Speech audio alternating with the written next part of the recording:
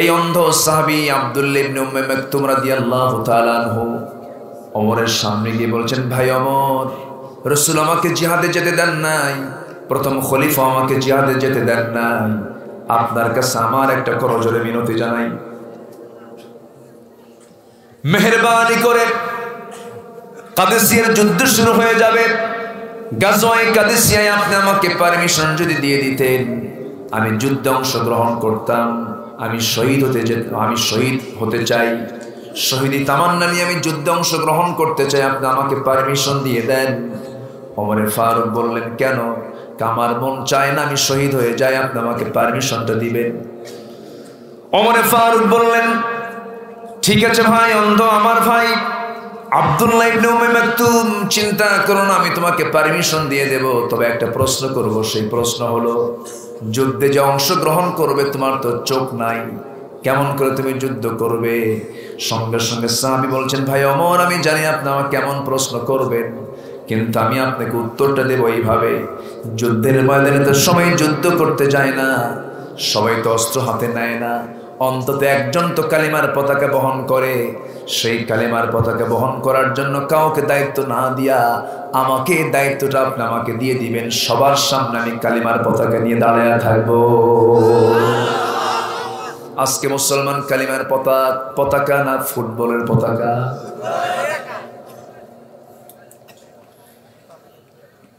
আমার বন্ধুগণ,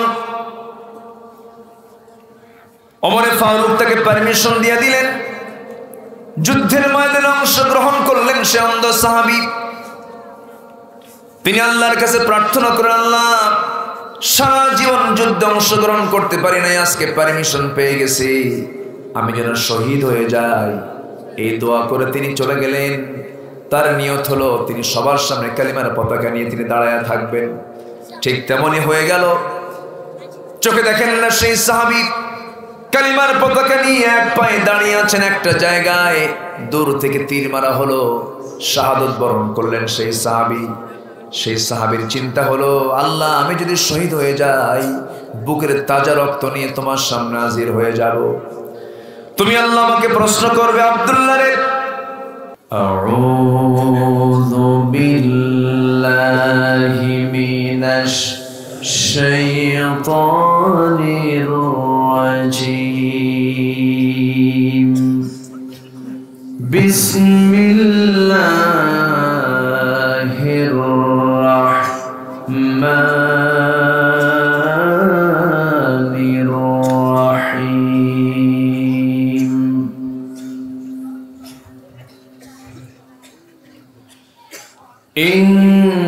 ইন্নামাল মুমিনুনা আল্লাযীনা আমানু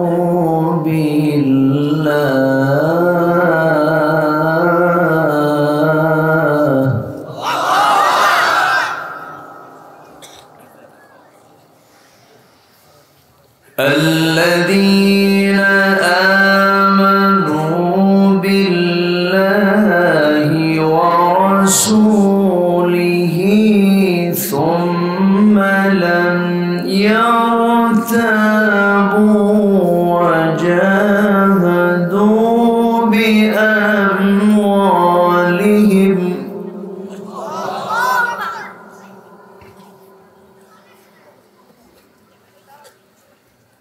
وجاهدوا بأموالهم وأنفسهم في سبيل الله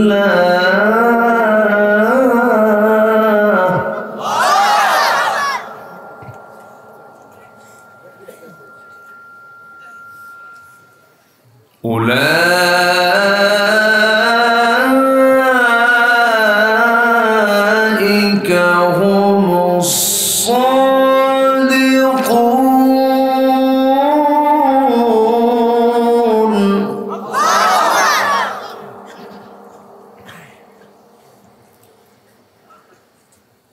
قل أتعلمون الله بدينكم والله يعلم ইয়া'লামু মা ফিস সামাওয়াতি ওয়া মা ফিল আরদ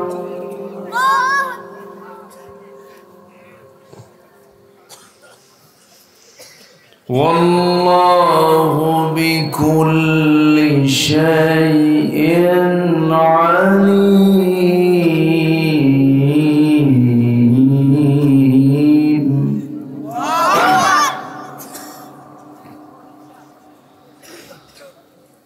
আল্লাহু আকবার।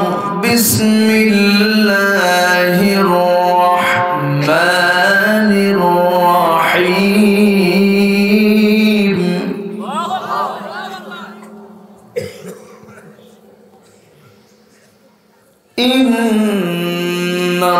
ইন্নাল্লাহা ওয়া মালাইকাতাহু ইউসাল্লুনা আলান নবী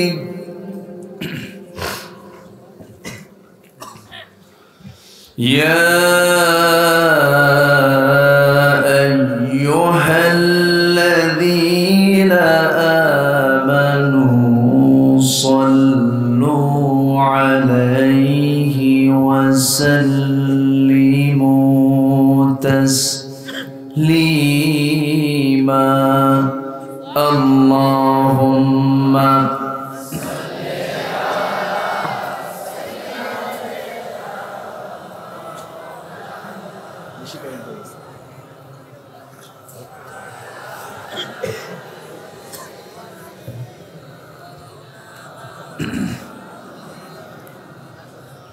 সবাই বলুন বালাগাল উলা বিকামালিহি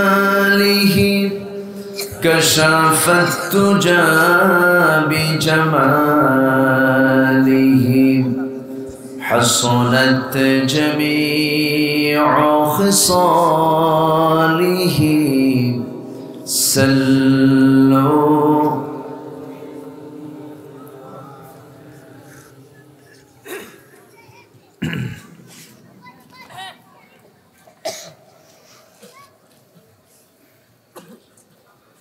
কুড়িগ্রাম জেলার চরাঞ্চল রাজীবপুর উপজেলার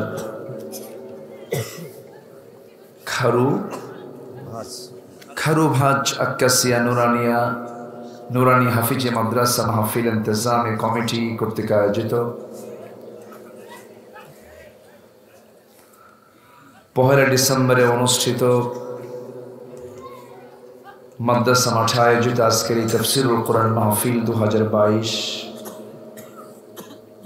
মহৎ আয়োজনের সম্মানিত সুযোগ্য সভাপতি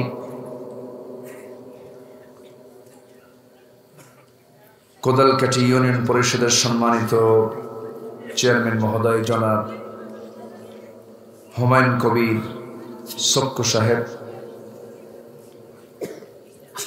উপস্থিত হাজরাত উলামায়ে কেরাম, ফদলায়ে ইজাম, বিশেষ করে আমার পূর্বে কথা বলেছেন নন্দিত আলেমে দ্বীন, আমার অত্যন্ত কাছের মুহতারাম জনাব হাফিজ মাওলানা শফিউল আজম হাফিজাহুল্লাহ, উপস্থিত আজকের মাহফিলের প্রধান আকর্ষণ, যাদেরকে নিয়ে আজকের এই সাজানো গোছানো বর্ণাঢ্য আয়োজন, যাদেরকে নিয়ে আজকের এই মহতী একটা অনুষ্ঠানের আয়োজন করা হয়েছে, সামনে উপস্থিত আমার প্রাণ প্রিয় দ্বীন ইসলামের নরসারদুল বীর মুজাহিদ দ্বীনি ভাইরা, আড়ালে বসে আছেন শ্রদ্ধেয়া সম্মানিত মা বোনেরা। আলোচনার সূচনায় আনুষ্ঠানিকতার মধ্য দিয়ে আমার পক্ষ থেকে আবারও দিল খোলা সালাম, আসসালামু আলাইকুম ওয়া রাহমাতুল্লাহি ওয়া বারাকাতুহু। সবাই কেমন আছেন? আমাকে প্রশ্ন করেছেন যে আল্লাহ তাআলা আমাকে আপনার কাতারেই রেখেছেন। আল্লাহ তাআলার খাস মেহেরবানি, যিনি আমাকে আপনাকে সৃষ্টির সেরা করে পৃথিবীতে পাঠিয়েছেন, দিয়েছেন শ্রেষ্ঠত্বের মর্যাদা,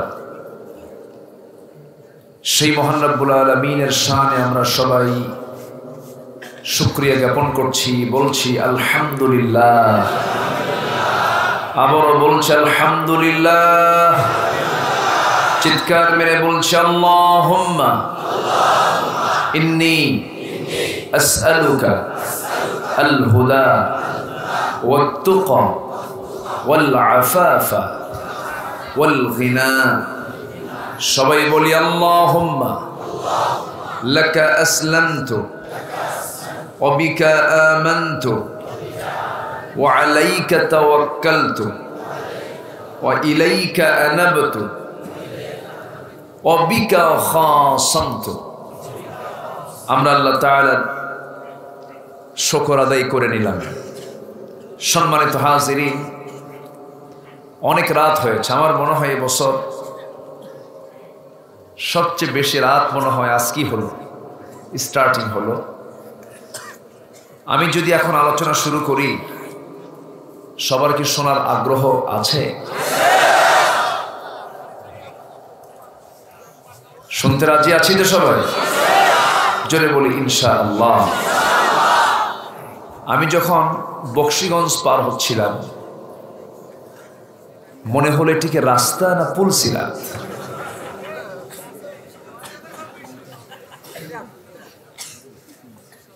মানে ড্রাইভার মাঝে মাঝে গাড়ি থেকে নেমে বলে, হুজুর দেখি তো চাকা ঠিক আছে নাকি। এই একটা কঠিন মানে দুর্গম একটি পথ পাড়ি দিয়ে মারিয়ে ভাবলাম যে রাজীবপুরে গিয়ে মাহফিলটা মনে হয় হবে, দেখি। এরপর বললো, হুজুর একটু হুন্ডায় ওঠে। পিছনে চড়ে কতবার যে দোয়া ইউজ করেছে আল্লাহ জানে। মাশাআল্লাহ, এই এলাকার হুন্ডা যারা চালায় এরা প্লেনও চালাতে পারবে, খুব পাকা না? আচ্ছা, তো যাই হোক, এরপর আপনাদের এই চাঁদ মাখা মুখ আমি দেখতে পাবো, আমি খুবই খুশি। আমার এসেই দেখে আমার খুব প্রিয় ভাই, বললাম ভাই আপনি এখানে কি? নদী সাতরায় চলে আসছে। উনি আবার নদী পাড়ি দিয়ে চলে আসছেন। ওনারই জেলা, মূলত কুড়িগ্রাম তো না? এটা কুড়িগ্রাম তো? কুড়িগ্রাম কোন দিকে? এই দিকে না? আমার তো দিকও এখানে এলোমেলো হয়ে গেছে। আচ্ছা, যাই হোক, কুড়িগ্রাম, যদিও কুড়িগ্রাম জেলা, কিন্তু আপনাদের চলাচল মনে হয় ঢাকার দিকে। দেওয়ানগঞ্জ, বকশীগঞ্জ, শেরপুর, ময়মনসিংহ, গাজীপুর, টঙ্গী, আব্দুল্লাহপুর, ঠিক আছে না? যাই হোক, আল্লাহর মেহেরবানি, কিছু কথা আমি বলার চেষ্টা করব। জোরে বলি ইনশাআল্লাহ। আমি আজকে একটা সূরা থেকে তেলাওয়াত দিয়ে শুরু করেছি। এই সূরাটা মূলত হলো সামাজিক সূরা। সামাজিক জীবনে যেগুলো খুব প্রয়োজন, সমাজকে সংশোধনের জন্য, আমাদের ব্যক্তি জীবনে কিছু ত্রুটি, আমাদের মুআমালাত করতে গিয়ে কিছু ভুল বের হয়ে যায়, এগুলোকে সংশোধন করার জন্য আল্লাহ তাআলা এই সূরাটা দিয়েছেন। স্নেহ, শ্রদ্ধা, সম্মান প্রদর্শনের ক্ষেত্রে কি কি পন্থা আল্লাহ তাআলা এই সূরার মধ্যে সুন্দর করে বলেছেন। সূরাটার নাম হলো সূরাতুল হুজুরাত। সূরাতুল হুজুরাত, হুজুরাত মানে হলো আবাস, থাকার জায়গা। এই আবাস বলতে আমার প্রিয় নবীজির আবাসকে বোঝানো হয়েছে, প্রিয় নবীজির ঘরকে বোঝানো হয়েছে। এই সূরার নামকরণ করা হয়েছে সূরার 4 নম্বর আয়াত থেকে। আল্লাহ রাব্বুল আলামিন বলেন, ইন্নাল্লাযীনা ইউনাদুন يخادعونك من وراء الحجرات أكثرهم لا يعقلون 4 নম্বর আয়াত থেকে আল্লাহ তাআলা সূরা হুজুরাতের এই শব্দটা চয়ন করে এই সূরার নামকরণ করেছেন। সেই সূরা হুজুরাত থেকে আমি কিছু কথা বলবো যে সূরার মধ্যে মোটামুটি 10টা হুকুম করা হয়েছে। আমার আপনার জন্য কয়টা হুকুম? বলেন কয়টা হুকুম? 10টা হুকুম। আমি চেষ্টা করব অল্প সময়ের মধ্যে যতটুকু পারা যায়। আমারই তো ক্লান্তি চলে এসেছে। রাত হলে মানুষের মেমোরি, যেটা ধারণ ক্ষমতা, এটা কমে না বাড়ে? কমে যায়। মানুষের মস্তিষ্কের যে ধারণ ক্ষমতা, এটা লোপ পায়। কেন? আল্লাহ তাআলা রাতকে দিয়েছেন বিশ্রাম নেবার জন্য, কাজের জন্য নয়। মূলত রাত দিয়েছেন ওয়াজআলনাল লাইলা লিবাসা, রাতকে করেছেন লেবাস করে। ওয়াজআলনান নাহারা মাআশা, দিনকে করেছেন হলো কাজ করে, কাজের জন্য, জীবন যাপনের জন্য। তো আমরা রাতটা কি আজকে কি বানাইছি? কাজের জন্য আমরা সিলেক্ট করে ফেলেছি আজকে। তবে হ্যাঁ, আল্লাহর যারা ওলি, রাত যত গভীর হয় তাদের চোখ তত খুলতে থাকে। জোরে বলি সুবহানাল্লাহ। তো দেখা যাক আল্লাহ তাআলার মেহেরবানি। আল্লাহ আমাকে যা বলাবেন আমি তো তাই বলবো, এর চাইতে তার বেশি কিছু বলতে পারবো না। তবে আপনাদের সহযোগিতা আমি চাচ্ছি, কারণ এই সময় আলোচনাটা খুব বড় জটিল একটা বিষয়। শেষ ক্লাস তো, আলোচনার মূল যৌবনকাল আমার শফিল আজম ভাই পার করছে। মানুষের যৌবনকাল হলো 25 থেকে 40 বছর, মূল টাইম এটা। এই টাইমে মানুষ সব কাজ করতে পারে, চামড়া টাইট থাকে, চোখের জ্যোতি ভালো থাকে। 40 পার হলো তো চামড়া ঢিল হয়, চোখে কম দেখে, এনার্জি লস হয়, ডায়াবেটিস হয়। ঠিক তেমনই মাহফিলের যৌবনকাল হলো সর্বোচ্চ 9টা থেকে 11টা। সেই যৌবনকাল পার করে আমি উঠছি একেবারে বুড়া কালে। কথা কি বোঝা? দেখা যাক আমার ভাইরা, পৃথিবীতে আমরা কত খেতাব নেই, masters degree, MPhil, PhD, Nobel পুরস্কার, আরো কি কত পুরস্কার আমরা দুনিয়াতে অর্জন করে নিজেকে বিশাল কিছু মনে করি। কিন্তু আসল পুরস্কার আমরা নিতে চাই আল্লাহর দফতর থেকে। কার দফতর থেকে বলেন? আল্লাহর দফতর থেকে যদি কোনো পুরস্কারের ঘোষণা আসে, এর চেয়ে বড় পাওয়া আর কি কিছু থাকতে পারে? আর কিছু থাকতে পারে? আল্লাহ বলছেন, বান্দা তুমি 3টা কাজ করে আমার কাছে আসবা, আমি তোমাকে সিদ্দিকের খেতাব দিয়ে আমি তোমাকে বরণ করে নেব। সিদ্দিক মানে হলো মহাসত্যবাদী। শুধু সত্যবাদী না, সিদ্দিক এটা আধিক্যকে বোঝায়। বেশি সত্যবাদী যে, তাকে বলা হয় সিদ্দিক। একজন সাহাবীর নাম ছিল আবু বকর, কি শেষে কি সিদ্দিক। এই সিদ্দিক নামটা কি আগে ছিল না পরে যোগ হয়েছে? পরে যোগ হয়েছে। এই সিদ্দিক খেতাব আল্লাহ তাআলার দেওয়া খেতাব। এটা আল্লাহ রাব্বুল আলামিন ইমানদারকে ডাক দিচ্ছেন। সূরা হুজুরাতের 15 নম্বর আয়াতে মহান রব্বুল আলামিন সুন্দর করে বলছেন, যার মধ্যে আমি 3টা গুণ পেয়ে যাব, আমি আল্লাহ তাকে সিদ্দিক খেতাবে ভূষিত করব। সেই 3টা গুণ কি আল্লাহ রাব্বুল আলামিন সুন্দর করে বলছেন, ইন্নামাল মুমিনুনা আল্লাযীনা আমানু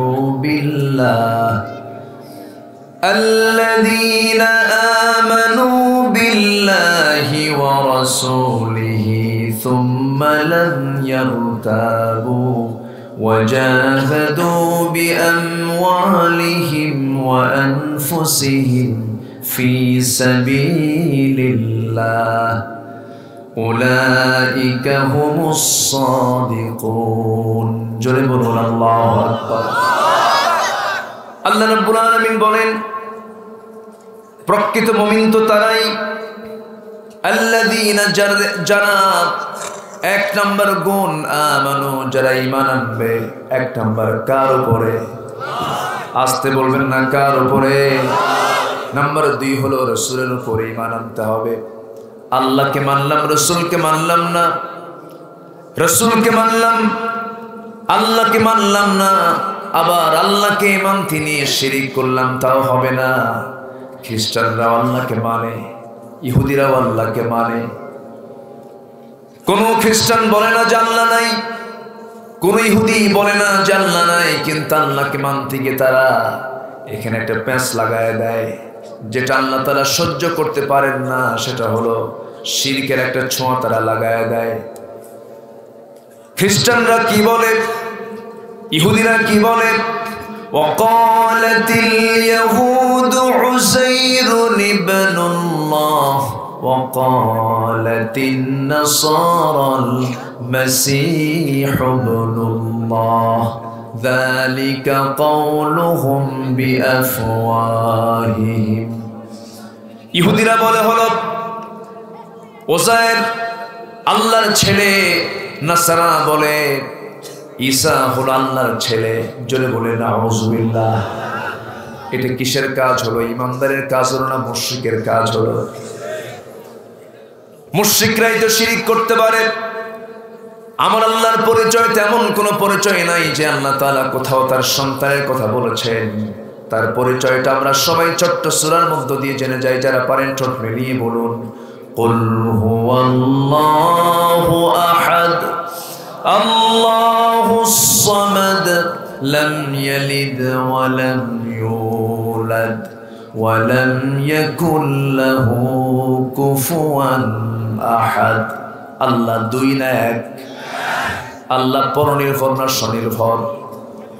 কি আল্লাহ কি কারোর উপরে নির্ভর করেন? তার কি কোনো নির্ভরতা আছে? তিনি একাই 100। আমার বলি না, কাউকে লাগে না তার। তিনি কারো থেকে আসেন নাই এবং তার থেকে কেউ আসে নাই। তিনি কে? আসতে বলবেন না, তিনি কে? আল্লাহ। আপনারা চলে যাচ্ছেন?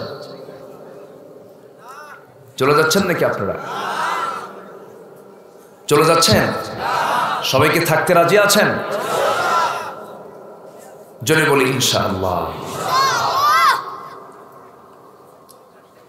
অনেক রাত হয়েছে তো আমি চিন্তায় আছি যে কে কখন যে হঠাৎ করে দৌড় মারেন। আমি তো মেহমান হয়ে এসেছি। মেহমানকে কিন্তু সম্মান করাও কিন্তু ওয়াজিব, ঠিক আছে না? জি। আল্লাহ তুমি সবাইকে শেষ তক, শেষ অবধি থাকার তৌফিক তুমি আল্লাহ দিয়ে দাও। আল্লাহর প্রতি ঈমান এই বিষয়টা খুব যে সহজ বিষয় তা কিন্তু নয়। শুধু আমি 5 ওয়াক্ত নামাজ পড়লাম, রমজান মাসে রোজা রাখলাম, টাকা আছে হজ করলাম, আর দান সদকা কিছু করলাম, ভাবলাম আমি তো সব কাজ করে ফেলেছি। না, ইসলাম আল্লাহ তাআলা আমাকে আপনাকে দিয়েছেন আংশিক মানার জন্য নয়। ইসলামকে মানতে হবে আংশিক না পুরোপুরি? 1 আনা না 16 আনা? 16 আনা মানতে হবে। আংশিক মানার নাম মুসলমান নয়। আংশিক বিশ্বাস করার নাম ইমানদার নয়।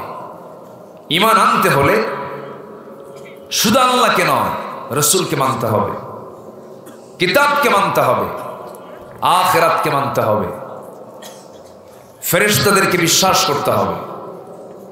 কিন্তু আমার দেশে বহু ইমানদার আছে যারা আল্লাহকে মানতে চান, কিন্তু আল্লাহর দেওয়া আনিত দিন, জীবন বিধানের কিছু আইনকে তারা মানতে চান না।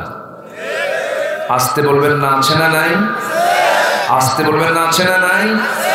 এটা কি পুরোপুরি ঈমান হলো না আংশিক ঈমান হলো? আংশিক। আংশিক ঈমান আনা, এটা ঈমান আনা বলে না, এটাকে প্রকৃত ঈমানদার বলে না। যারা নিজের মর্জি মতো নিজের ইচ্ছা মতো দিনকে মানতে চায়, এদেরকে আল্লাহ তাআলা কোরআনের ভাষায় বলেছেন মুনাফিক। এদেরকে কি বলা হয়েছে? মুনাফিক বলা হয়েছে। তিনটা গুণ আমরা অর্জন করব। এর মধ্যে এক নম্বর গুণ হলো আমরা ঈমান আনবো কার উপরে? আসতে বলবেন না, কার উপরে? আল্লাহর উপরে। আল্লাহর উপর ঈমান আনা মানে আল্লাহ তাআলা যে বিধিবিধানগুলো দিয়েছেন 16 আনা তা মেনে নিতে হবে। আংশিক মানবো না, তার রেজাল্ট হলো কি? আফাতুমিনুনা বিবা'দিল কিতাবি ওয়া তাকফুরুনা বিবা'দ। তুমি কিতাবের কিছু অংশ মানবে, কিছু অংশ মানবে না। এই অবস্থায় তোমার রেজাল্ট হবে কি? তোমার জীবনে ইল্লা খিজিয়ুন ফিল হায়াতিদ দুনিয়া, দুনিয়ার জিন্দেগিতে তুমি লাঞ্ছিত হবে। ওয়া ফিল আখিরাতি মিনাল খাসিরিন, আখিরাতের জিন্দেগিতে ক্ষতিগ্রস্তদের অন্তর্ভুক্ত হয়ে যাবে।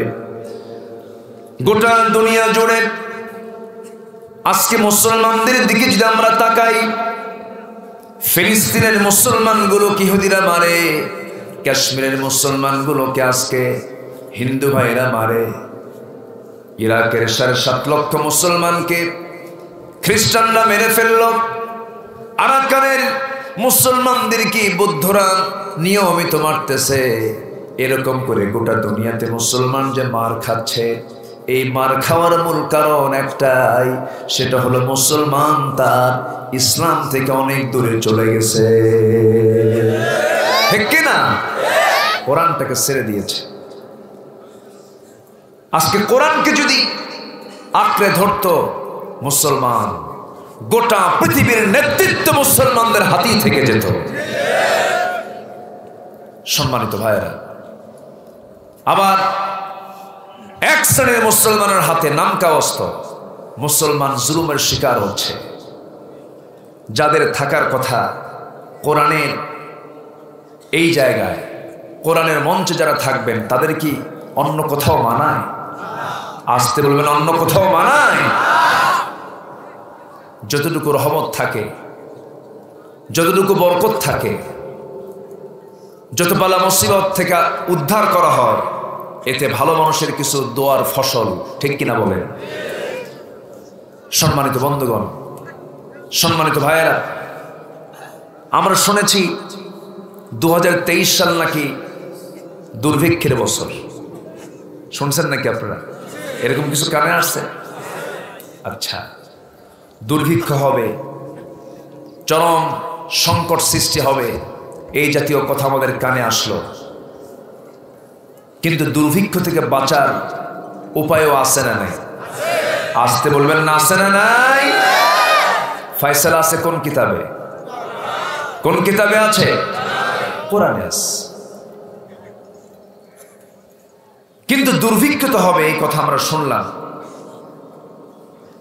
কিন্তু দেশ থেকে যারা 14 লক্ষ কোটি টাকা বাইরে পাচার করলো, আসতে কম কেন? দেশ স্বাধীনের পর থেকে নিয়ে আজ পর্যন্ত কোন আলেম ওলামা কি দেশের ক্ষমতায় ছিল? তাও তো ছিল না। সম্মানিত ভাইয়েরা, কথা বলতে গেলে তো অনেকে অনেক কিছু মনে করতে পারেন, কিন্তু হক কথা একটাই, সেটা হলো আজকে গোটা পৃথিবীতে কোনো কিছুর সংকট নেই। যদি বলেন খাবারের সংকট আছে, এটা ভুল কথা। জ্বালানির সংকট আছে, ভুল কথা। কারণ সমস্ত প্রাণীর রিস্কের দায়িত্ব কার? আসতে বলবেন না, রিস্কের দায়িত্ব কার? খাদ্যের কোনো সংকট নেই, বন্টনের সংকট। কোনো কিছুর সংকট নেই, নেতৃত্বের সংকট। মুসলমান কোনো সমস্যা নেই। এদেশের স্বাধীনতার স্থপতি মরহুম শেখ মুজিবুর রহমান, তিনি 75 সালে ইন্তেকাল করেছেন। তার আগে 70 দশকের তার কিছু বক্তৃতা আমার হৃদয় ছুঁয়ে যায়। তিনি আফসোস করে বলেছেন, মানুষ দেশ স্বাধীন করে পায় তেলের খনি, গ্যাসের খনি, স্বর্ণের খনি, আমি পাইলাম চোরের ঘরে। সব টাকার দল চারটা চুট্টা খাইয়া ফালায় দেয়। আমার ডানে চোর, বামে চোর, সামনে চোর, পিছনে চোর। নেতা তো নাই, কিন্তু তার ডানে বামের চোরগুলো এখনো আছে না নাই? আসতে বলবেন না, আছে না নাই? দুর্ভিক্ষ হবে না কেন? কষ্ট পাচ্ছেন? দুর্ভিক্ষ থেকে বাঁচার আয়াত আছে না নাই? সে আয়াত ফলো করলে দুর্ভিক্ষ হবে না। কার কথা শুনবেন? আগ্রহ আছে? বলি আলহামদুলিল্লাহ। আল্লাহ রাব্বুল আলামিন বলেন, খুবই কমন আয়াত, খুবই পরিচিত আয়াত, সবাই ঠোঁট মিলে আমার সঙ্গে বলুন, ফালইয়াবুদু রাব্ব হাযাল বাইতিল্লাযী আত'আমাহুম মিন জু'ইন ওয়া আমানাহুম মিন খাউফ।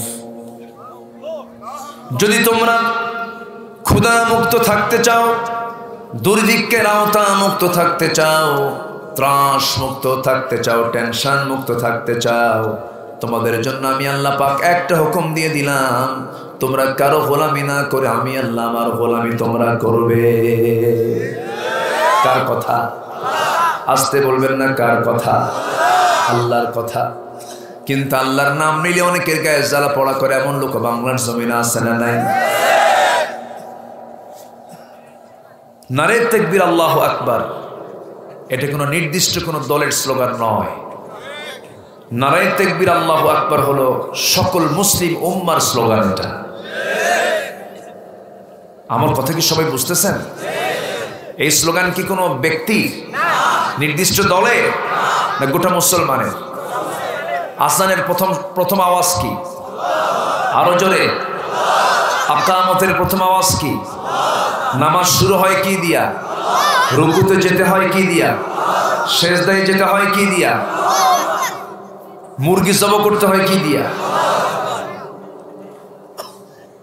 এরপর আমি আপনি যখন মরে যাব, মরার পরে আমার লাশ যখন সামনে না হবে, আমরা তো মরার পরই সই হই, মরার আগে তো সোজা হই না। সোজা হয় কখন? মরার পর। সাপ ব্যাঙ ধরেছে, ব্যাঙ বলছে, মামা তুমিও থাকো জঙ্গলে, আমিও থাকি জঙ্গলে, তুমি একটু বড় আকারে, আমি একটু ছোট, খামাখা দুইজনের মধ্যে গন্ডগোল করার কি দরকার? তুমি আমারে হামলা করতে আসো কেন? তুমিও কীটপতঙ্গ খাও, আমিও কীটপতঙ্গ খাই, তুমি আমারে ধরো না। সাপ বলে, বেটা চুপ কর। এক ধমক দিয়া সাপ ব্যাংকে মুখের মধ্যে নেওয়া মাত্রই, ব্যাংক তো সহজে যেতে চায় না, গ্যাঙর গ্যাঙর আওয়াজ। যখন এই আওয়াজটা যখন সলিমুদ্দির কানে আসে, তখন সলিমুদ্দির হাতে কি নেয়? কাকে মারার জন্য? জালেমকে না মাজলুমকে? কথা বুঝেন? কাকে? জালেমকে। সাপকে মারার জন্য সলিমুদ্দিন শুধু খোঁজে, কোথায় সাপ? পাইছে খুঁজে, ঘাড় বরাবর মেরে দিল। মুখ থেকে ব্যাঙটা সাপের মুখ থেকে বের হয়ে এক লাফে সামনে পড়ে বলতেছে, মামা সোজা তো হইলেই মামা, কিন্তু মরার পরে। সম্মানিত ভাইয়েরা, যখন মরে যাব, মরার পরেও আমাকে সামনে নেওয়া হবে, জানাজা শুরু হবে। জানাজার প্রথম তাকবীর কি? আরো জোরে, প্রথম তাকবীর কি? দ্বিতীয় তাকবীর, তৃতীয় তাকবীর, চতুর্থ তাকবীর। অর্থাৎ এই নারায়ে তাকবীর এবং নারায়ে তাকবীর আল্লাহু আকবারের স্লোগানকে যারা বিতর্কিত করতে চায়, ওদের চিন্তা বিতর্কিত, ঈমান বিতর্কিত, জন্ম বিতর্কিত, ওদের জানাজা না দিয়া কুত্তা বিড়ালের মতো বিদায় করা দরকার। রাজি আছেন কারা কারা? হাত উঁচু করে দেখা।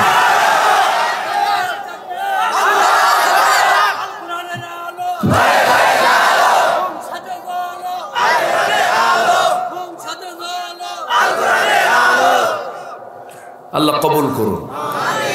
যতক্ষণ বাঁচবো সিংহের মতো গর্জন দিয়ে বাঁচবো, বুক দেব, পিঠ দেব না, অন্যায় চেয়ে থেকে দেখব না। যে অন্যায় চেয়ে থেকে দেখে সে টাটকা মুনাফিক, ঠিক কিনা? অন্যায় করব না, অন্যায় চেয়ে থেকে দেখব না, অন্যায় হতে দেব না।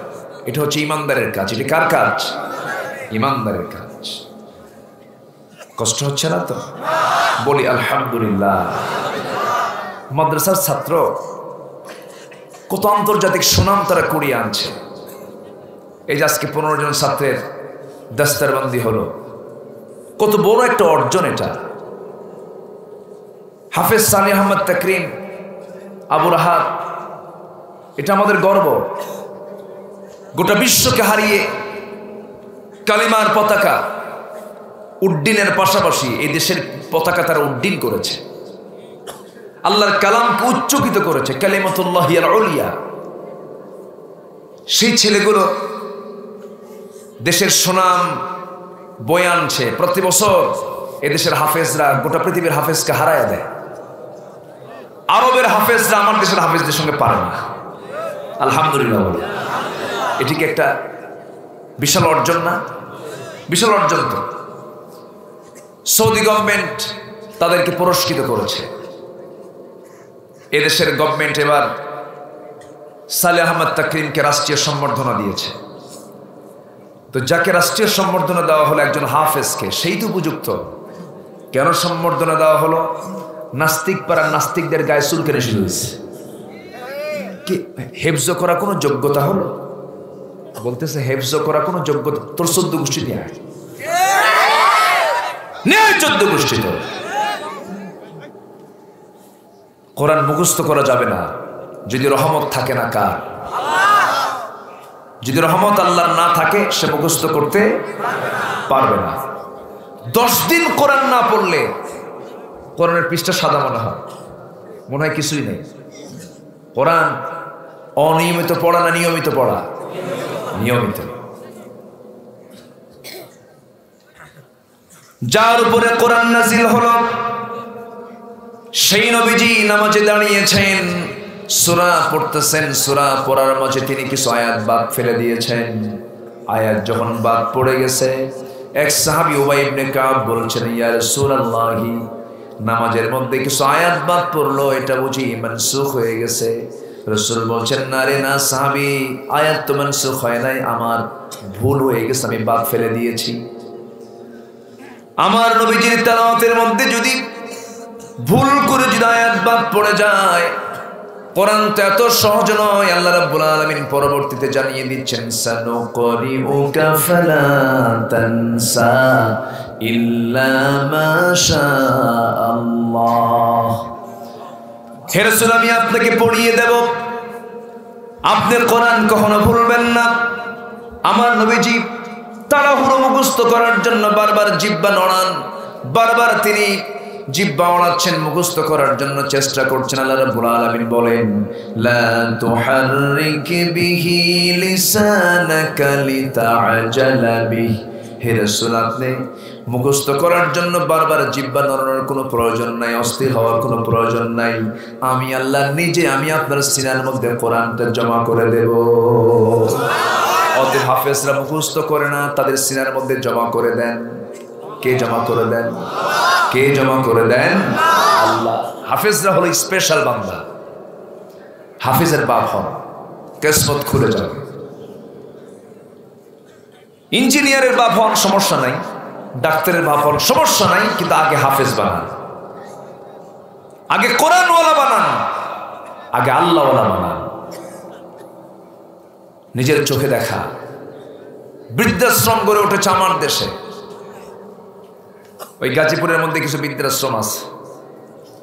এই বৃদ্ধাশ্রমের কালচার এদেশের না, মুসলমানদের না, এটা হলো ইউরোপ আমেরিকার কালচার। ওই দেশে বাপ মার কোনো মূল্য নাই। আর ইসলামের সবচাইতে বেশি মূল্য কার? মা বাবার। সবচাইতে বেশি সম্মান দেওয়া হয়েছে মা আর বাপকে।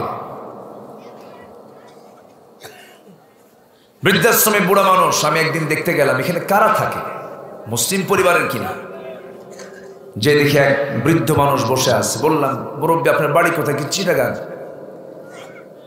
আপনার ছেলে, আপনার মেয়ে সবই আছে, সবাই তারা সেটেল, প্রতিষ্ঠিত। ছেলে কি করে? ছেলে একটা বড় ইঞ্জিনিয়ার। দুটো ছেলে আমার আরেকটা দেশের বাইরে থাকে।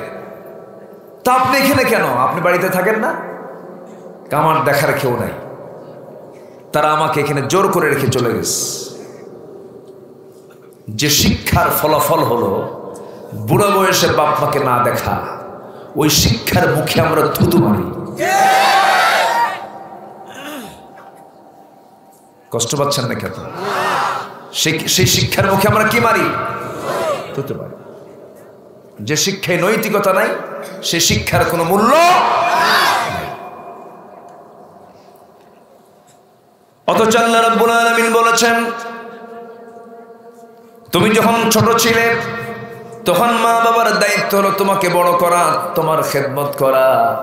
যখন তোমার মা বাবা যখন বুড়ো হয়ে যাবে, তখন তোমার দায়িত্ব হলো বাপ মার সেবা করা, বাপ মার খেদমত করা। আল্লাহ তাআলা ছোটখাটো কোনো কাজ করে দেন নাই। একজন মুজাহিদ জিহাদ করার জন্য নবীর কাছে চলে আসছেন, এসে বলছেন ইন্নি,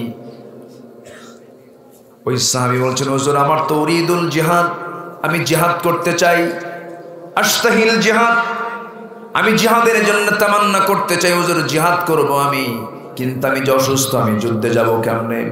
রাসূল বললেন তুমি যদি জিহাদের সমান মর্যাদা পেতে চাও, তোমার বাড়িতে মা বেঁচে আছে কিনা? হ্যাঁ বেঁচে আছে। তার সেবা করো। তার সেবা করলে পরে তোমার এটাই তোমার নামাজ হবে, এটাই তোমার রোজা হবে, এটাই তোমার হজ হবে, এটাই তোমার জিহাদ হবে। আস্তে বলি সুবহানাল্লাহ, আরো জোরে বলি সুবহানাল্লাহ। এই আদব, এই শিক্ষা অন্য শিক্ষায় আছে না কোরআনের শিক্ষায় আছে? কোরআনের শিক্ষায় আছে। আসেন দোয়া করে দিই নাকি? ওঠে কেন? এই আব্বা,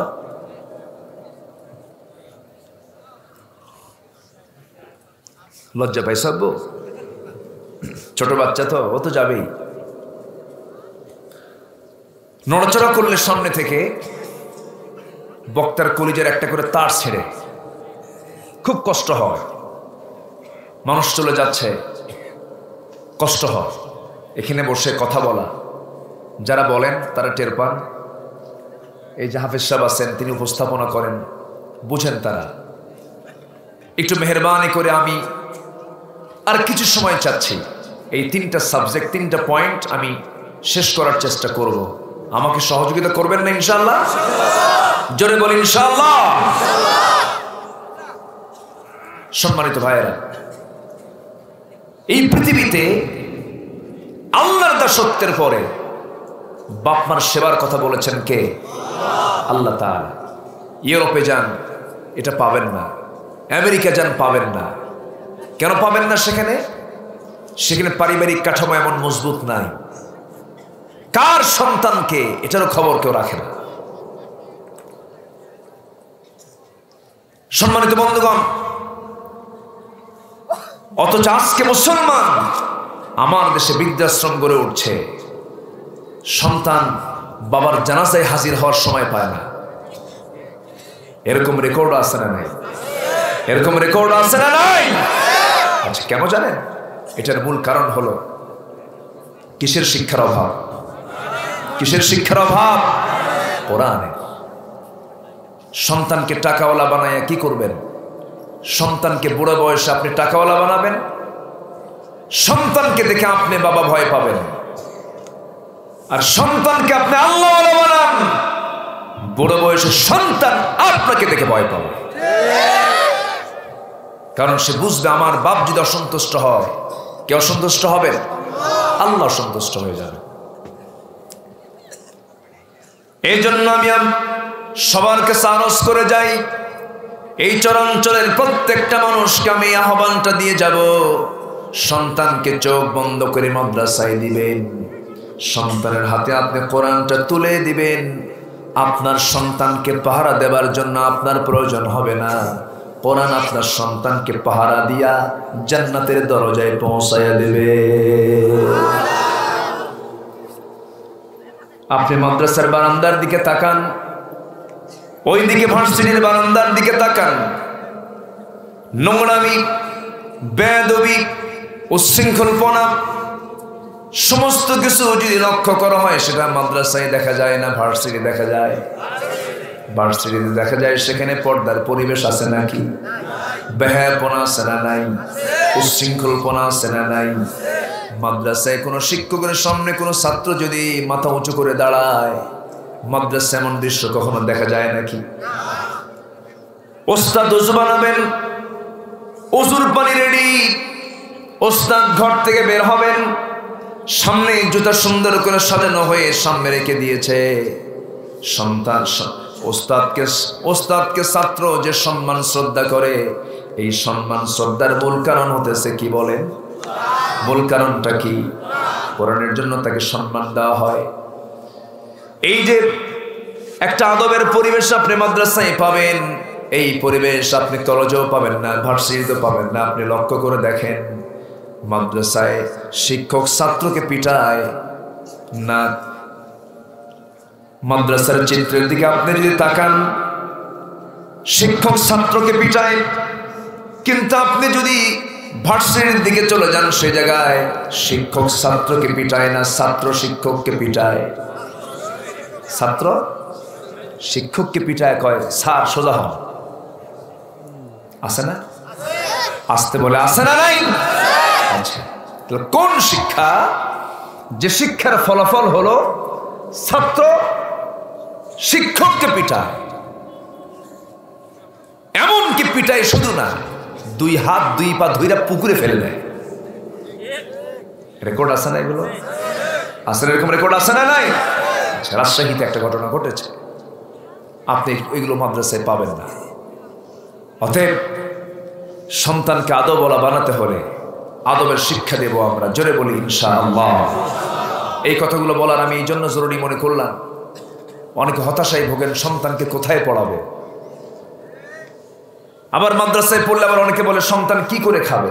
কি চিন্তা দেখেন, আমাকে বানিয়েছেন কে? আসতে বলবেন, আমাকে বানিয়েছেন কে?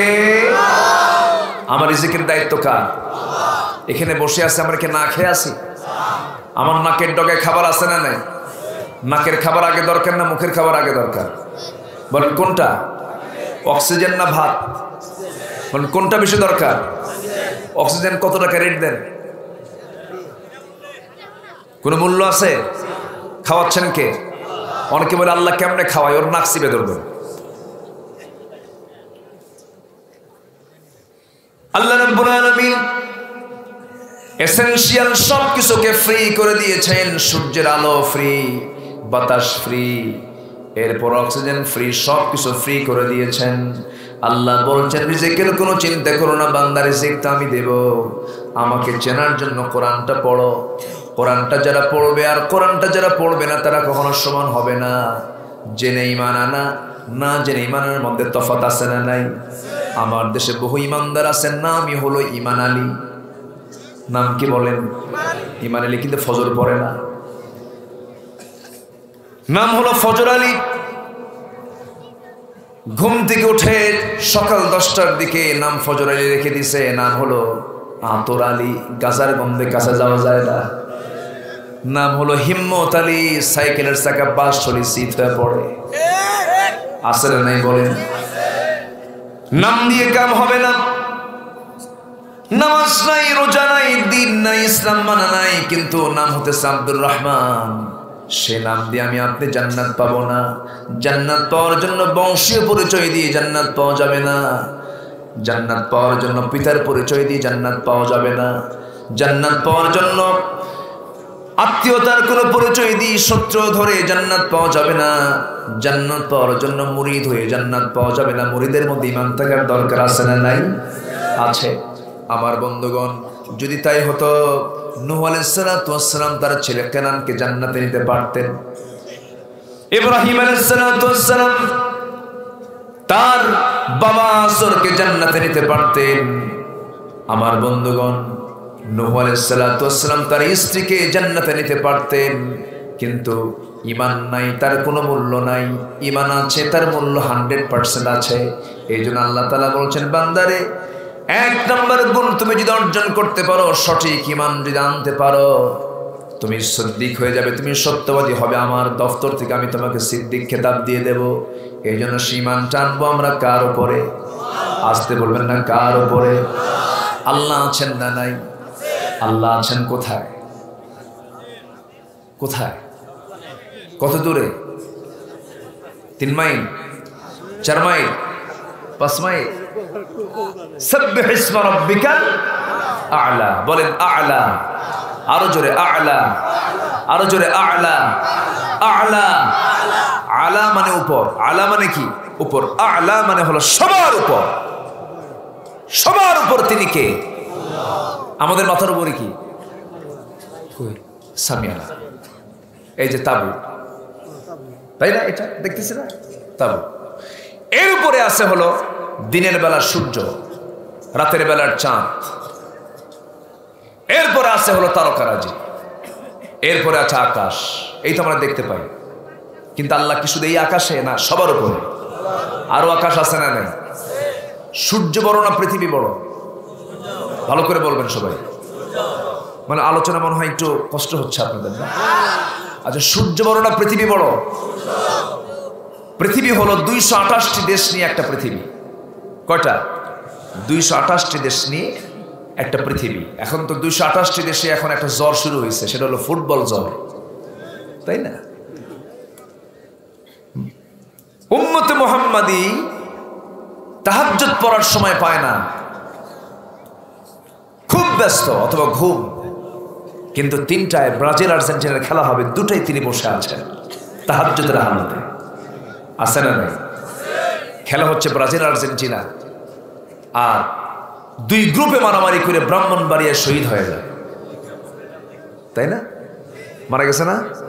ব্রাহ্মণবাড়িয়ায় খেলাকে কেন্দ্র করে একজন শহীদ হয়ে গেছে। শহীদ নাকি? শহীদ। অথচ ব্রাজিলকে আর আর্জেন্টিনাকে কারা? মেসি, নেইমার কারা? যারা ইহুদি, যারা খ্রিস্টান। যে ব্রাজিলে প্রকাশ্য আযান নিষিদ্ধ, যে আর্জেন্টিনায় প্রকাশ্য আযান নিষিদ্ধ, আর সেই মুসলমান হাতে নিয়েছে তাদের পতাকা। অথচ মুসলমানদের পতাকা হাতে থাকা দরকার ছিল কালিমার পতাকা, ঠিক কিনা? সাহাবীরা কিসের পতাকা নিয়েছেন? কালিমার পতাকা। আমার বন্ধুগণ, আমার নবীর কাছে কন্দ সাহাবী এসে বললেন, ইয়া রাসূলুল্লাহ, সবাই তো যুদ্ধে যায়, আপনি আমাকে একটু পারমিশন দিবেন না? আমি একটু জিহাদে যেতে চাই। রাসূল বললেন, তোমার শৌকি নাই, কিসের অনুমতি দেব তোমাকে? যাও। অনুমতি দেননি। প্রথম খলিফার আমলেও তিনি অনুমতি পান নাই। দ্বিতীয় খলিফা ওমর ফারুকের আমলে এই অন্ধ সাহাবী আব্দুল্লাহ ইবনে উম্মে মাকতুম রাদিয়াল্লাহু তাআলা আনহু ওমরের সামনে গিয়ে বলছেন, ভাই ওমর, রাসূল আমাকে জিহাদে যেতে দেন নাই, প্রথম খলিফা আমাকে জিহাদে যেতে দেন নাই, আপনার কাছে আমার একটা করজোড়ে মিনতি জানাই, মেহেরবানি করে কাদেসিয়ার যুদ্ধ শুরু হয়ে যাবে, গাজওয়ায়ে কাদেসিয়ায় আপনি আমাকে পারমিশন যদি দিয়ে দিতেন, আমি যুদ্ধে অংশগ্রহণ করতাম, আমি শহীদ হতে চাই, শহীদি তামান্না নিয়ে আমি যুদ্ধে অংশগ্রহণ করতে চাই, আপনি আমাকে পারমিশন দিয়ে দেন। ওমর ফারুক বললেন, কেন? আমার মন চায় না আমি শহীদ হয়ে যাই, আপনি আমাকে পারমিশনটা দিবেন। ওমর ফারুক বললেন, ঠিক আছে ভাই অন্ধ, আমার ভাই আব্দুল্লাহ ইবনে উম্মে মাকতুম, চিন্তা করো না, আমি তোমাকে পারমিশন দিয়ে দেব, তবে একটা প্রশ্ন করব। সেই প্রশ্ন হলো, যুদ্ধে যে অংশগ্রহণ করবে, তোমার তো চোখ নাই, কেমন করে তুমি যুদ্ধ করবে? সঙ্গে সঙ্গে সাহাবী বলছেন, ভাই ওমর, আমি জানি আপনি আমাকে কেমন প্রশ্ন করবেন, কিন্তু আমি আপনাকে উত্তরটা দেব এইভাবে, যুদ্ধের ময়দানে তো সবাই যুদ্ধ করতে যায় না, সবাই তো অস্ত্র হাতে নেয় না, অন্তত একজন তো কালিমার পতাকা বহন করে। সেই কালিমার পতাকা বহন করার জন্য কাউকে দায়িত্ব না দিয়া আমাকে দায়িত্বটা আপনি আমাকে দিয়ে দিবেন, সবার সামনে আমি কালিমার পতাকা নিয়ে দাঁড়ায় থাকবো। আজকে মুসলমান কালিমার পতাকা না ফুটবলের পতাকা?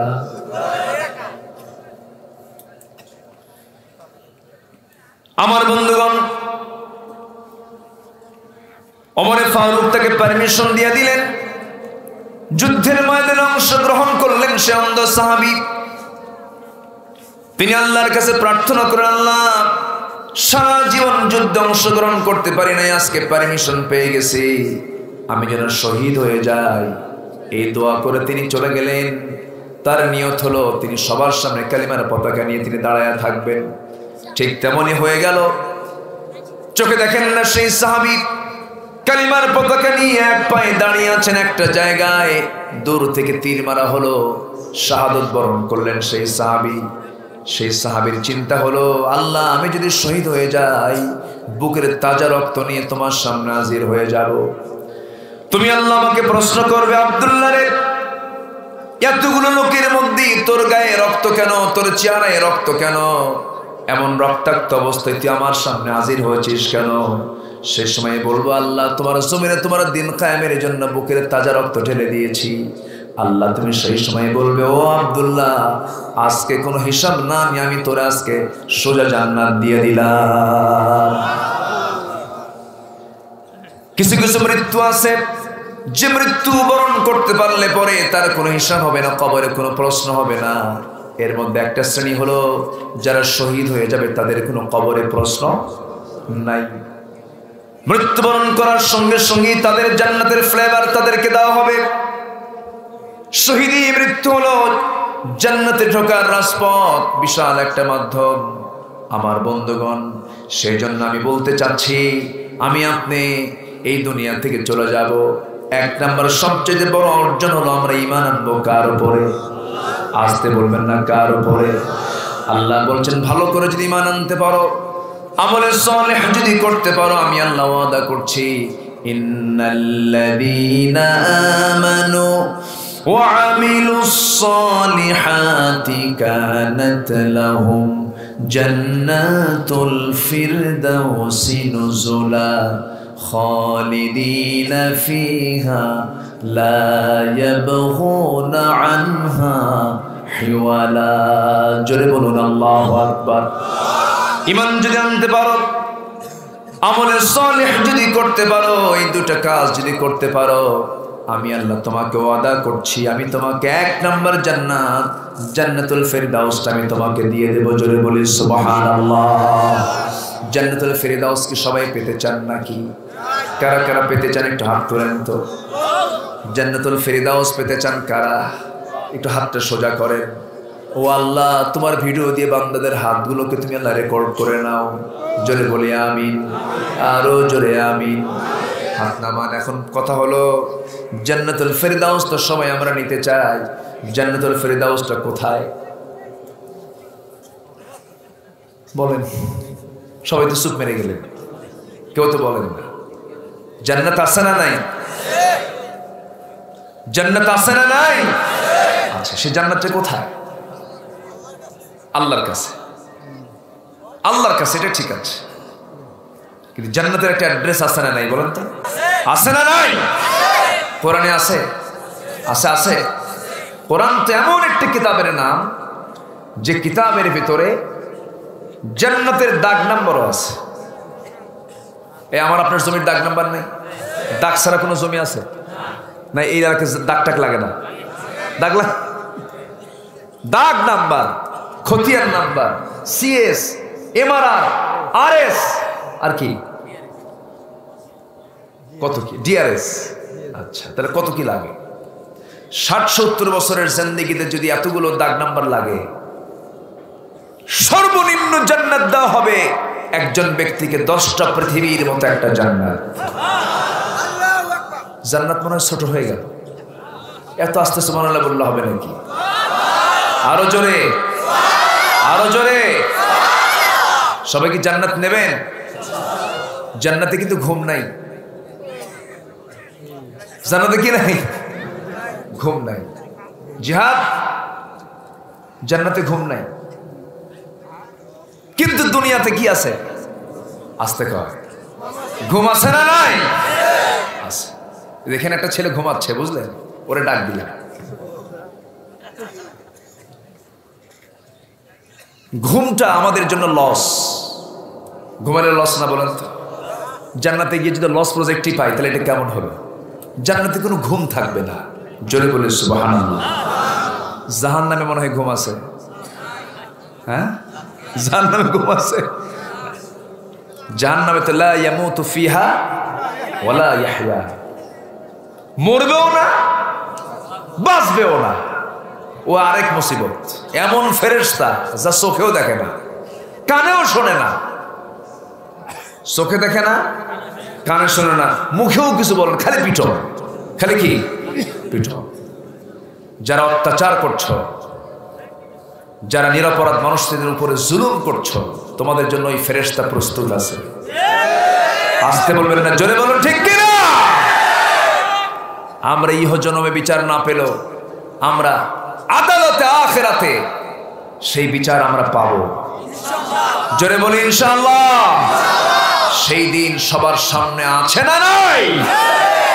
আছে। জান্নাত কোথায়?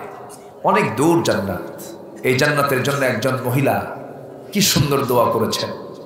যে মহিলার স্বামী ছিল একজন কাফের, যে মহিলার স্বামী ছিল একজন জগৎ বিখ্যাত, জগৎ কুখ্যাত একজন কাফের, যে 40,000 শিশুকে তার ক্ষমতাকে পাকাপোক্ত করার জন্য হত্যা করেছিল, মুসার জন্ম ঠেকানোর জন্য। তার নামটা কি বলেন তো? ফেরাউন। দেখেন, সবাই কিন্তু জানেন তার নাম, কিন্তু তার প্রতি মহব্বত করে কেউ তার সন্তানের নাম কি ফেরাউন রাখে? নাম আছে, তার নাম কেউ রাখে না। মুসা নাম আছে না নাই? এখানে মুসাকে কই? মুসা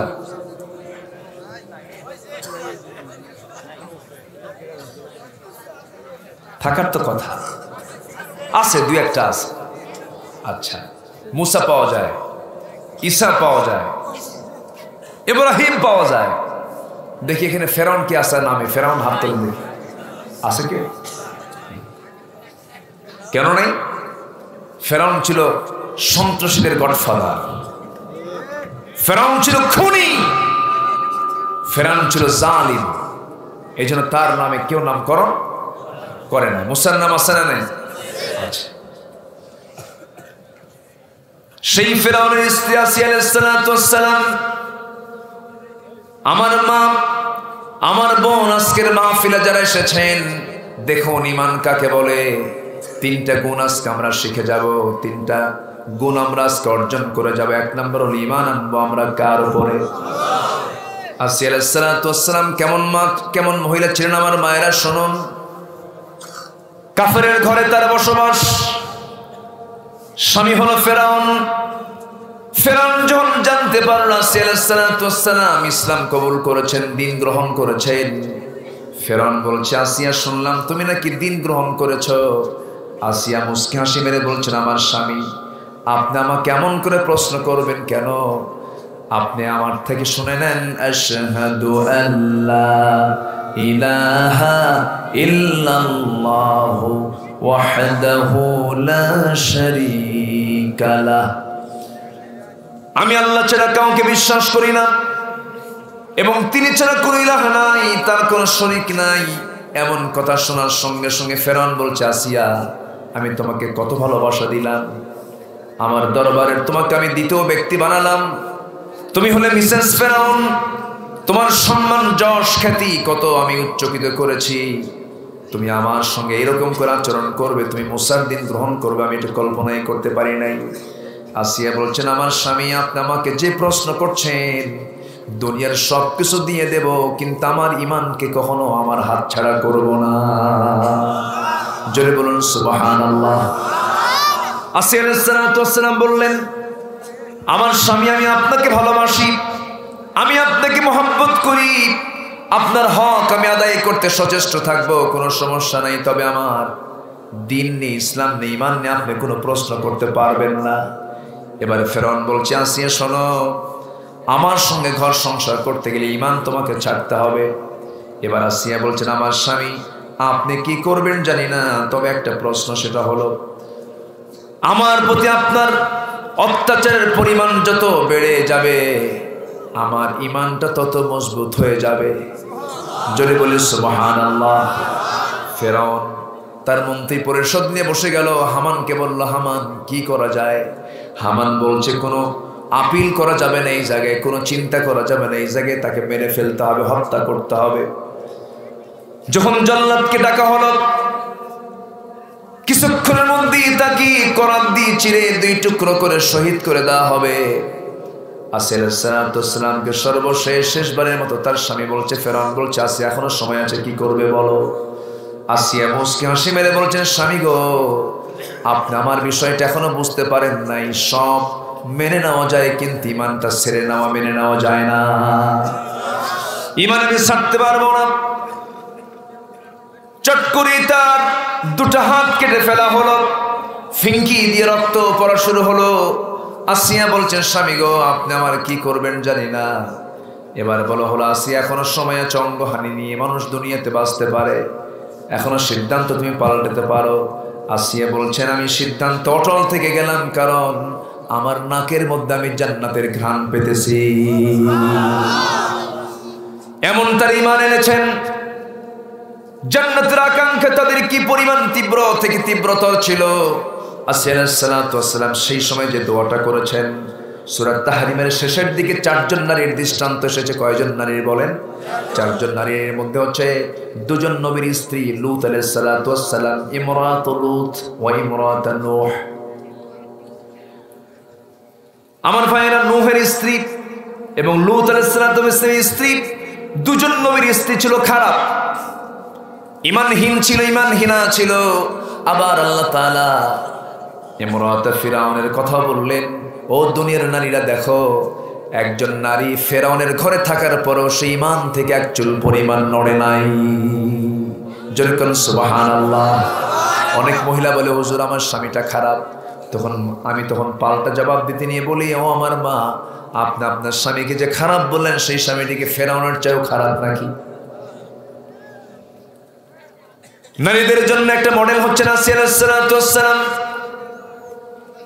যখন তার মাথার উপরে করাত রেখে দিয়া, করাত দিয়ে চিরে যখন 2 টুকরা করা হবে, এমন সময় তিনি আল্লাহকে এত কাছে টেনে নিয়েছেন। আল্লাহ আমাদের কাছে না দূরে? আসতে বলে, কাছে না দূরে? বউ কাছে না আল্লাহ কাছে? একটু উত্তর দিতে একটু ধাক্কা খেলেন মনে হয়। হ্যাঁ, বউ কাছে না আল্লাহ কাছে? আরো জোরে, কে কাছে? আল্লাহ কাছে। আল্লাহ আমার সবকিছু জানেন, দেখেন, শোনেন। আল্লাহ তাআলা আরশ আজিমের সমাসীন, আর রহমানু আলাল আরশি ইস্তাওয়া, কিন্তু তার ইলম সব জায়গায়। ওয়া নাহনু আকরাবু ইলাইহি মিন হাবলিল ওয়ারিদ। আসিয়া আলাইহিস সালাম আল্লাহকে এত কাছে টেনে নিয়েছেন, সুন্দর করে দোয়া করছেন। কি সুন্দর দোয়া! যারা পারেন ঠোঁট মিলিয়ে বলুন, এখানে হাফেজ অনেক আছে। আজকে আমার কলেজটা পড়ে গেছে, এই মাদ্রাসায় 15 জন ছাত্র আজকে হাফেজ হয়েছে, আলহামদুলিল্লাহ। এটা বিশাল অর্জন, বিশাল অর্জন। এই অর্জন অনেকের জন্য জান্নাতের ওসিলা হয়ে যাবে। জোরে বলি সুবহানাল্লাহ। ওরা কই? পাখিগুলো কোথায়? আজকে তো ওদের মহানন্দের দিন, তাই না? হিফজ করা। আমার ছোট্ট একটা ছেলে আছে, বুঝলেন? আল্লাহ আমাকে একটা ছেলে দিয়েছেন। তো ছোট্ট ছেলেটা হিফজ করতেছে, 15 পারা চলে। আব্বুকে ফোন দিয়ে, আব্বু কেমন আছো? দেখি গলা ভেঙ্গে শেষ, গলা ভেঙ্গে যায়। সারাক্ষণ কোরআন পড়া। ডাক্তারের কাছে নিয়ে গেছে, ওর চোখে একটু প্রবলেম হয়েছে। তো ডাক্তার আমাকে বলতেছে, হুজুর ও তো কোরআন পড়ে, মাঝে মাঝে একটু সবুজ পাতা টাতা দেখতে হয়, সবুজ গাছ, একটু সবুজ ঘাসের দিকে তাকালে চোখের কিছু উপকার হয়। যারা সকালবেলা ফজর নামাজ কুয়াশার মধ্যে যারা মসজিদে হাজির হয়, তাদের চোখ নষ্ট হয় না। আলহামদুলিল্লাহ বলবেন না? তো আমি বললাম, আব্বু তুমি কেমন পড়তেছো? কাব্য পড়ি তো, আবার পিছনে যে ভুলে যাই, পিছনে আবার ভুলে যাই। কোরআন তো মুখস্থ করা সহজ না, তবে সহজ যদি আল্লাহ তাকে রহমতে ধন্য করে। জোরে বলি সুবহানাল্লাহ। এই 15 জন হাফেজের জন্য আমরা দোয়া করি, আল্লাহ তুমি তাদের সিনার মধ্যে আমৃত্যু কোরআনটাকে ধারণ করার তৌফিক তুমি আল্লাহ দিয়ে দাও। জোরে বলি আমিন। আসিয়ার কথা বলছিলাম, বলবো আসিয়া আলাইহিস সালাতু ওয়াস সালাম ওই সময় কি করলেন, করাত দিয়ে যখন তার মাথায় ধরা হলো, চিরে তার করাত দিয়ে তার দেহটাকে দুই ভাগ করা হবে, সেই সময় তিনি দোয়া করছেন কার কাছে? সেই দোয়াটা করতেছেন তিনি কিন্তু দূরে মনে করে নয়, আল্লাহকে খুবই কাছে মনে করে দোয়া করছেন, আস্তে আস্তে দোয়া করছেন। সেই দোয়া করলেন আসিয়া আলাইহিস সালাতু ওয়াস সালাম, যার কিতাব ছিল তাওরাত, কিন্তু তার দোয়াটা আল্লাহ তাআলা এত সুন্দর করে পছন্দ করলেন, তার দোয়াটা স্থান পেল কোরআনে। কি দোয়াটা তিনি করলেন? রব্বি বিনিলি ইনদাকা বাইতান ফিল জান্নাতি ওয়া নাজ্জিনি মিন ফিরআউনা ওয়া আমালিহি। আয় আল্লাহ তাআলা, তুমি আমার জন্য বানিয়ে দিবা একটা ঘর, ইনদাকা তোমার কাছে। কার কাছে? আসতে বলবেন না, কার কাছে? দেখেন দোয়াটা, দেখেন কি সুন্দর দোয়া। রব্বি বিনিলি ইনদাকা বাইতান ফিল জান্নাহ, আল্লাহ তুমি আমার জন্য বানায় দিবা, ইনদাকা তোমার কাছে, বাইতান একটা ঘর, বুয়ুতুন মানে বহুবচন, বহু ঘর, বাইতান বলেছেন মাত্র একটা ঘর তুমি আমাকে দিবা। জান্নাতে অসংখ্য ঘর থেকে যাবে, তিনি ঘর চেয়েছেন কয়টা বলেন? একটা ঘর। ইনদাকা আল্লাহ তোমার কাছে, তোমার কাছে আমাকে একটা ঘর, ছোট্ট ঘর বানায় দিবা, এবং তুমি আমাকে ওয়ানাজ্জিনি মিন ফিরআউন, ফিরআউনের অনিষ্ট থেকে তুমি আল্লাহ আমাকে বাঁচায় দাও, এবং তার অনিষ্ট কর্ম অপকর্ম থেকে আমাকে বাঁচায় দাও। আল্লাহ তাকে শহীদের মর্যাদা দিয়ে দিলেন, তিনি শাহাদাত বরণ করলেন, আল্লাহ তার জন্য জান্নাত দিয়েছেন, সেই জান্নাতটা হলো আল্লাহর ঘরের কাছে। যেরকম সুবহানাল্লাহ। এখান থেকে বিষয়টি স্পষ্ট হয়ে গেল, আল্লাহ তাআলা জান্নাত রেখে দিয়েছেন আল্লাহর আরশ আজিমের আশেপাশে। আসতে বলে সুবহানাল্লাহ, জোরে বলে সুবহানাল্লাহ। সে আরশ আজিমটা কোথায়? আরশ আজিমটা তো 1 মাইল 2 মাইল দূরে নয়, সূর্য হলো পৃথিবী থেকে 13 লাখ গুণ বড়। কত লাখ? 13 লক্ষ গুণ বড়। ওই সূর্য থেকে তারকাগুলো হলো এত বড়। বেটেল জুইস নামে একটা তারকা আছে, যে তারকা ওই সূর্যের চাইতে 1 গুণ নয়, 2 গুণ নয়, 1 লাখ গুণ নয়, 2 লাখ গুণ নয়, 1 কোটি নয়, 2 কোটি নয়, 33 কোটি গুণ বড় হলো সূর্যের চাইতে। কত কোটি গুণ? আবার মনে হয় সবার ঘুম আসছে। কত কোটি গুণ বলেন? ঘুম ঘুম ভাব। হাফেজ সাহেব খুব ক্লান্ত হয়ে গেছে, সারাটা দিন পরিশ্রম করেছেন, কষ্ট হচ্ছে না তো আপনাদের? আপনার টঙ্গী কোথায় বাড়ি আপনার? গাজীপুর সিটি 1 নম্বর ওয়ার্ড।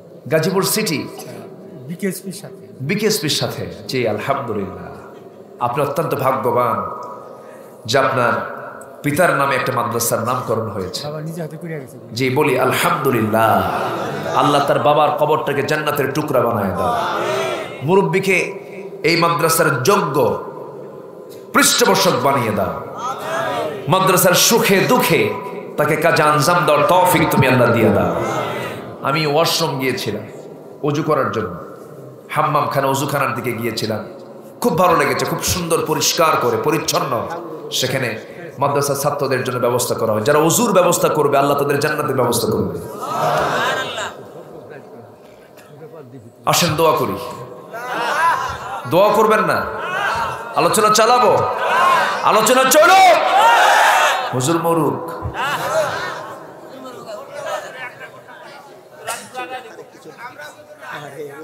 এত সুন্দর মানুষ আপনারা, খুব ভালো। কুড়িগ্রাম যান আপনারা?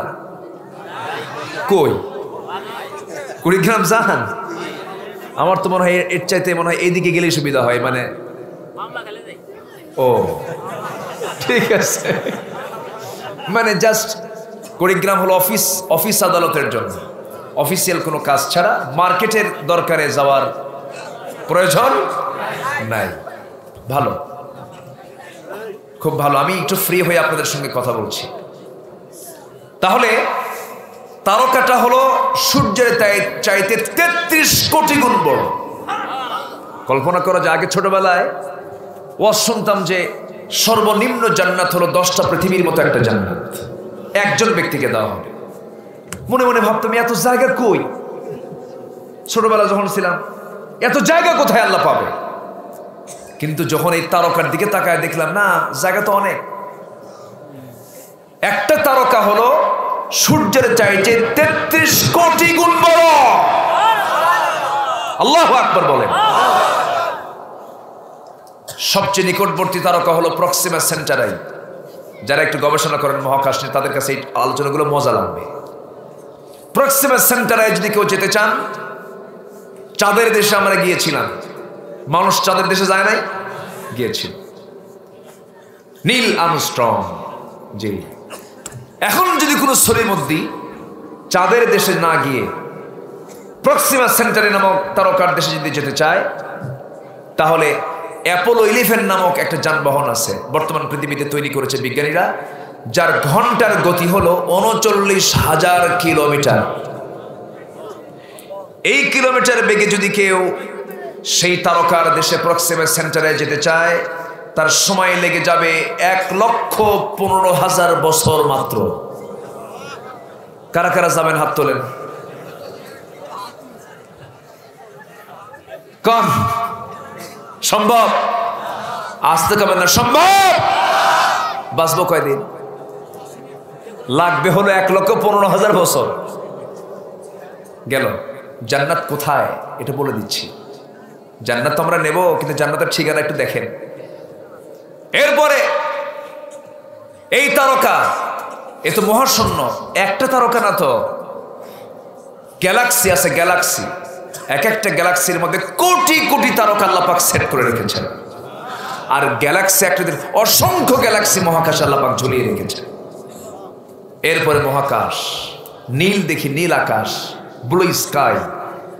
এরপর হলো মহাশূন্য, এরপর আবার আকাশ, এরপরে মহাশূন্য, আরেকটা আকাশ। আল্লাহ এক আকাশের মালিক না, 7 সামাওয়াত, 7 আকাশের মালিক। আল্লাহু আকবার। কয় আকাশ?